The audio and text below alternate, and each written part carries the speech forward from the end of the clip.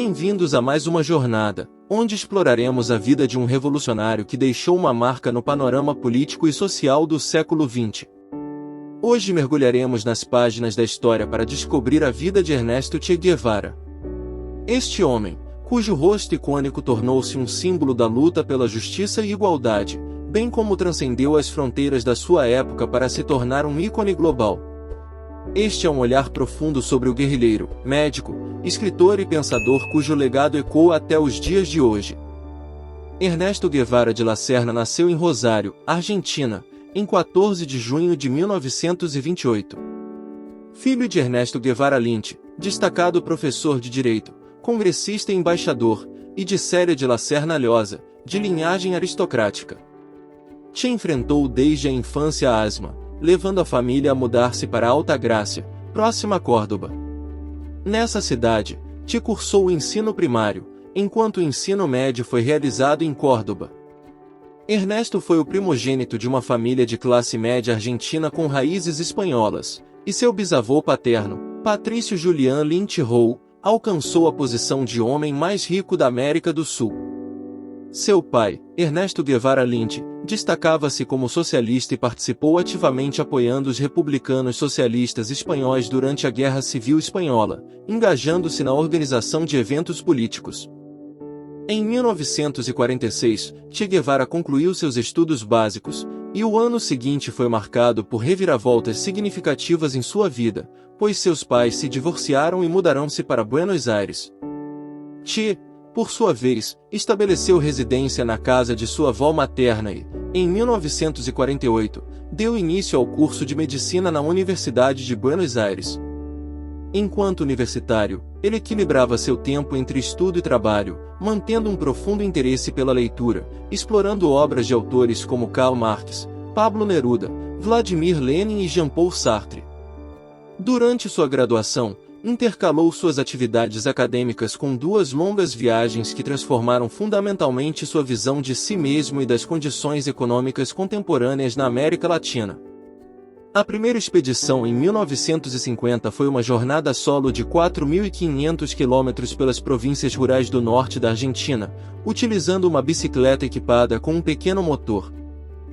Em janeiro de 1952, Che embarcou em uma viagem pela América do Sul com seu amigo Alberto Granado. Nessa aventura, os dois amigos percorreram Argentina, Chile, Peru, Colômbia e Venezuela em uma motocicleta Norton. A viagem tomou um novo rumo quando a moto quebrou no Chile, e eles seguiram a pé e por meio de caronas. O destino final era o leprosário São Pablo, às margens do rio Amazonas, onde planejavam passar algumas semanas como voluntários. Durante essa jornada, Che Guevara e Granado testemunharam a pobreza que assolava a população sul-americana, deixando uma profunda impressão em Che, moldando sua visão da situação e impulsionando-o a buscar maneiras de combater tal realidade. Além disso, ambos se dedicaram voluntariamente a prestar atendimento médico às comunidades carentes ao longo do caminho. Esta expedição estendeu-se até julho de 1952, e após seu retorno a Buenos Aires, Che concentrou-se em concluir seu curso. Em abril de 1953, obteve o título de médico pela Universidade de Buenos Aires, e logo em seguida, partiu para outra viagem, acompanhado por seu amigo de infância, Carlos Ferrer. Durante essa nova jornada, Che passou pela Bolívia, onde teve contato com a experiência revolucionária do movimento nacionalista revolucionário. Posteriormente, visitou o Peru e o Equador antes de decidir ir a Guatemala para testemunhar o governo progressista que se desenvolvia neste país da América Central. Em dezembro de 1953, Che Guevara chegou a Guatemala, um país então governado por Jacobo Arbenz, que estava em meio a reformas significativas. Uma dessas reformas, a agrária, afetou os interesses da United Fruit Company, empresa com vínculos com a CIA norte-americana. Em resposta, os Estados Unidos lideraram uma conspiração internacional que resultou em um golpe. O golpe forçou a renúncia de Arbenz, colocando a vida de Che Guevara em perigo. Nesse período, mantinha um relacionamento com Hilda Gadeia, que após o golpe, foi presa por algumas semanas devido às suas conexões comunistas. O casal se casou no México em 1955 e teve uma filha, Hilda Beatriz Guevara Gadeia, mas se divorciaram em 1959. A intervenção americana na Guatemala reforçou a convicção de Che de que o socialismo era a resposta para conter os Estados Unidos como uma potência imperialista, que se opunha e tentava destruir qualquer governo buscando corrigir a desigualdade socioeconômica na América Latina e em outros países em desenvolvimento. Após sua experiência na Guatemala, Che mudou-se para o México, permanecendo lá de 1954 a 1956. Nesse período, teve contato direto com revolucionários cubanos e conheceu participantes do ataque ao Quartel Moncada, um evento seminal que desencadeou a Revolução Cubana. Esses revolucionários, incluindo os irmãos Raul e Fidel Castro, lutavam contra a ditadura de Fulgêncio Batista em Cuba. Em terras mexicanas, Che Guevara enfrentou dificuldades financeiras enquanto trabalhava como fotógrafo e médico para sobreviver. Convencido a aderir à luta cubana, uniu-se ao grupo de Fidel Castro com o objetivo de conquistar a ilha caribenha e derrubar a ditadura de Batista. Nas montanhas de Sierra Maestra, os guerrilheiros cubanos construíram sua força, e a luta contra as tropas de Fulgêncio Batista estendeu-se até o início de 1959. Os avanços significativos ocorreram a partir de 1958, com o apoio crucial da população urbana e rural aos guerrilheiros, levando à fuga do ditador cubano em 1º de janeiro de 1959. Em 8 de janeiro, os revolucionários cubanos entraram triunfantes na capital, Havana. Ainda em 1959, Che Guevara contraiu matrimônio com Aleida Marte no México, formando uma família que incluía 4 filhos, Aleida, Camilo, Célia e Ernesto. Aleida permaneceu ao lado de Che até sua morte. Ao longo da Revolução Cubana, Che Guevara desempenhou um papel proeminente, ocupando posições de liderança entre os revolucionários. Sua atuação como comandante de tropas e instrutor de novos recrutas para a guerrilha foi crucial.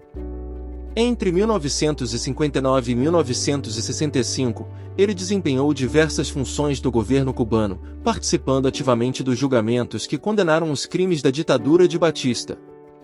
Che assumiu a posição de comandante do exército cubano, presidiu o Banco Nacional e liderou o Ministério da Indústria.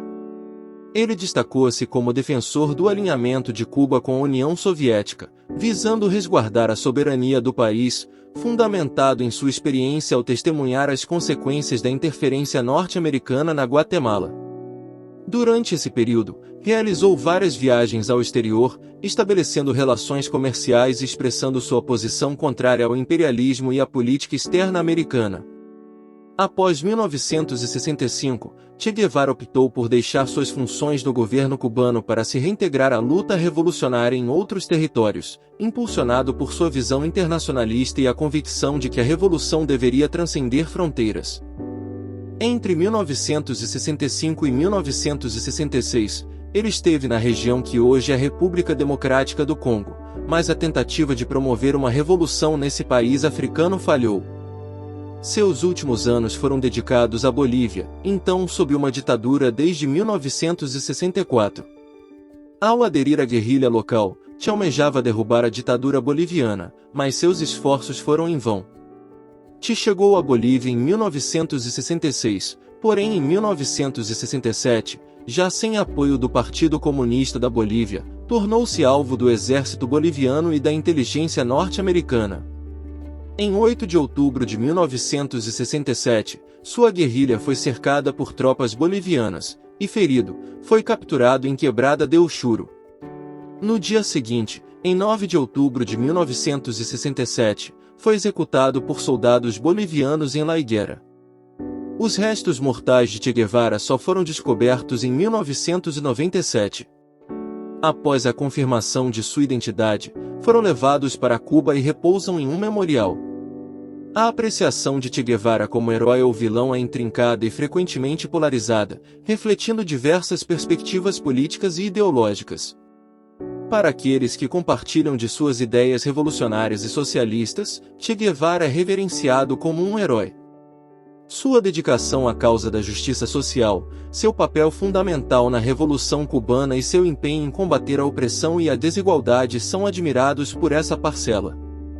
Entretanto, críticos apontam para as ações de Che durante a Revolução Cubana e suas empreitadas posteriores em outras partes do mundo como evidências de comportamento autoritário e violações dos direitos humanos. Sua participação em execuções sumárias e sua defesa de métodos radicais levaram muitos a considerá-lo como um vilão. Em última análise, a perspectiva sobre Che Guevara frequentemente está vinculada à orientação ideológica de quem o analisa, resultando em opiniões amplamente divergentes sobre o legado desse ícone histórico. E assim chegamos ao fim da nossa jornada. Não deixe de curtir, se inscrever no canal e compartilhar esse vídeo. Obrigado por nos acompanhar e até a próxima!